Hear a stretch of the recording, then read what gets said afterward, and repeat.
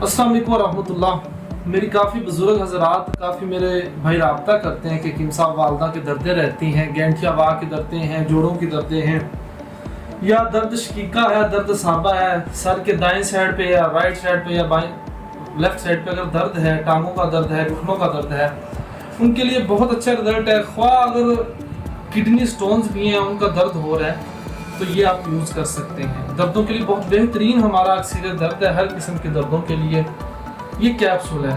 एक कैप्सूल लेना होता है सुबह हमरा नीम गर्म दूध या नीम गर्म पानी, खाने के 1 घंटे के बाद ले लें या खाने से 1 घंटे के पहले ले लें, कोई इसकी ज़रूरत नहीं है, ठीक है, कोई प्रॉब्लम नहीं है। रात को कैप्सूल, एक कैप्सूल सुबह, सेम तरतीब है इस्तेमाल करने की।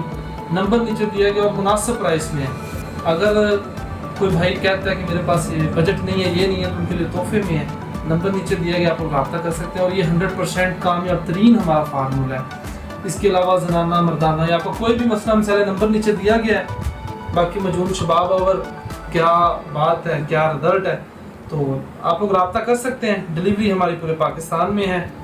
तो अपने भाई को दीजिए इजाज़त, दुआ में याद रखिएगा। टेक केयर, अल्लाह हाफ़िज़।